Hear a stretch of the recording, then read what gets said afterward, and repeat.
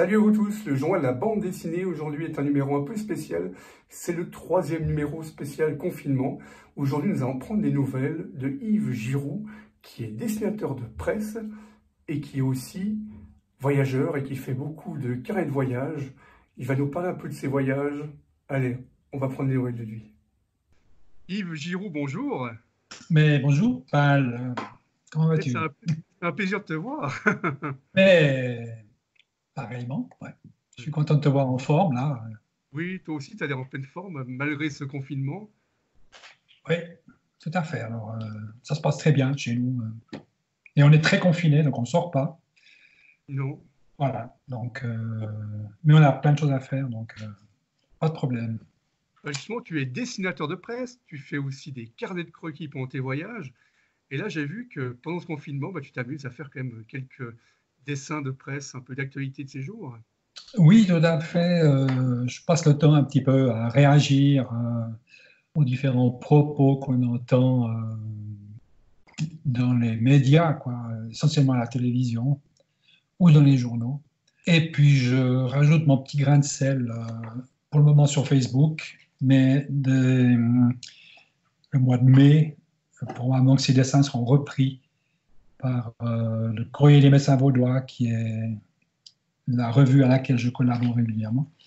Et au Nebelspalter, qui est enfin, pour ceux qui ne le connaissent pas, c'est une revue caricature suisse-alémanique, C'est un qui tout est grand très livre. ancienne.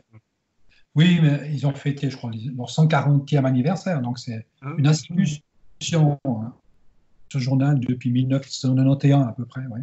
Ouais. Ces derniers temps, un petit peu moins, parce que bon, je suis à la retraite et j'ai pas envie non plus de passer mon temps à faire du dessin de presse. Mais voilà, quoi. Mais par contre, tu passes beaucoup de temps à faire des carnets de croquis pendant tes voyages. Oui, oui, oui. Alors, jusqu'à maintenant, j'ai beaucoup voyagé. Bon, ces derniers temps, un peu moins.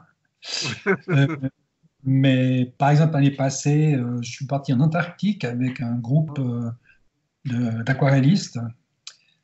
C'est une croisière et puis on peignait sur le bateau ou à terre. Et puis on a fait tout un tour depuis le Chili jusqu'à l'Antarctique. On est revenu par les Malouines, l'Uruguay, l'Argentine. Enfin, c'était vraiment assez génial. Et puis en octobre de l'année passée aussi, je suis parti avec mon fils Yann Ouais. euh, pour célébrer un anniversaire avec lui. On est partis les deux et Ah, on est parti dans le Mustang. ouais. Donc, tu vois, c'est dans l'Himalaya. Oui. C'est un pays enfin, c'est une région qui appartient au Népal, Ouais. mais c'est une vallée de l'Himalaya qui est ouverte depuis pas très très longtemps, depuis une vingtaine, trentaine d'années, et qui est assez c'est extraordinaire, quoi. C'est juste.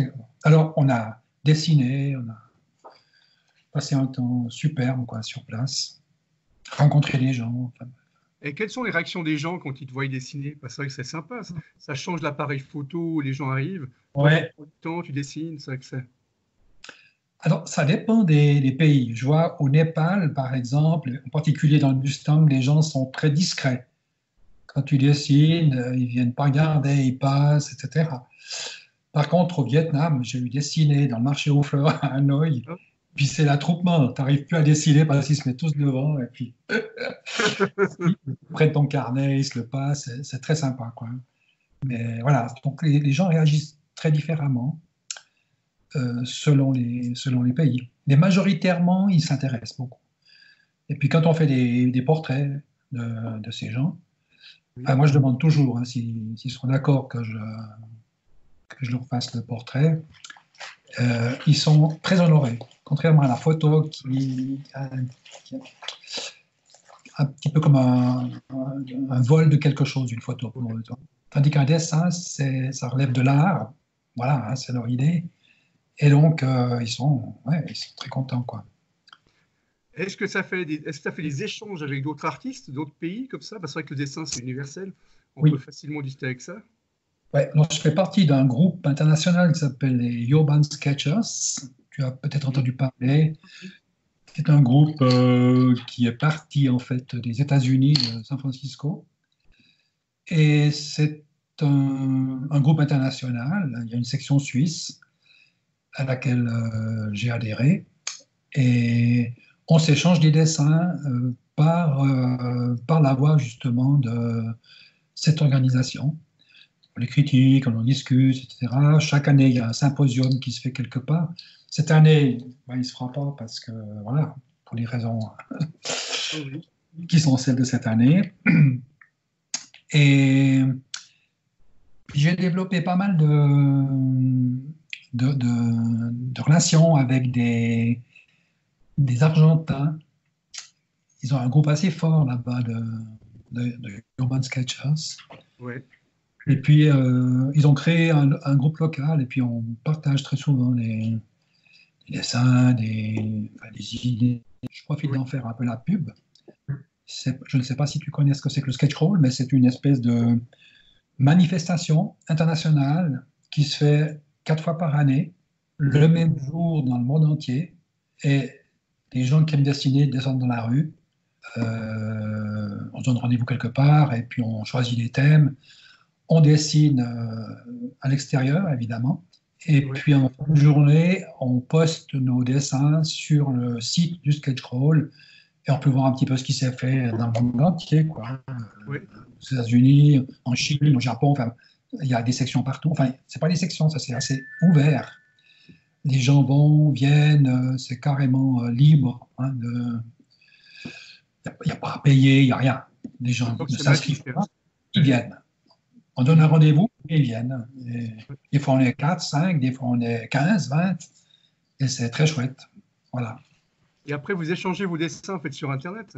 Ouais. Alors, le prochain sketch crawl, c'est le 18 avril, pour ceux qui aiment le dessin. Et on va faire ça chez nous. Oui. Voilà, natureboard, frigo, portrait, autoportrait, enfin, appartement, jardin. Et puis, on mettra sur le site du sketch crawl. Ça veut dire que tout le monde peut participer, mais il faut s'inscrire. Non, tu participes. Si tu vas sur le site du sketch crawl, c'est www.sketchcrawl.com. Là, tu vas trouver ce qui se fait lors du 18 avril. Génial, ouais. Et puis, tu vas trouver, par exemple, moi j'ai mis Lausanne Home, parce que c'est moi qui ai un peu organisé. Lausanne Home, et puis tu verras les dessins qui s'y trouvent.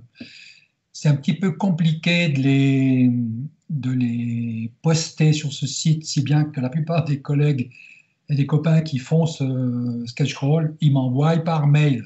Ah oui. Donc, puis moi, je les mets sur le site, c'est plus simple parce que... C'est toi qui as tout le boulot après. Voilà, c'est moi qui ai trop de boulot, mais bon, j'aime bien. Quoi. Voilà, donc bien évidemment...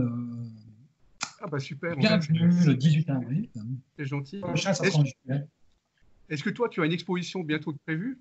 Oui, alors j'ai une exposition bientôt, ça sera en 2021. J'ai de la chance parce que je devais la faire maintenant, 2020. Ouais. Qui va durer depuis, en gros, le 24 mars jusqu'au 23 mai. Après, à la galerie Equinox, c'est la galerie qui se trouve dans le château de l'administration communale. Et je vais faire une exposition d'aquarelle avec mon fils qui, lui, va faire une exposition de photos. Ah, génial. Et qui sont en relation avec un voyage qu'on a fait en Iran, les deux, il y a 2-3 ans. Lui a fait des photos, des magnifiques photos de dômes, de coupoles, de choses comme ça.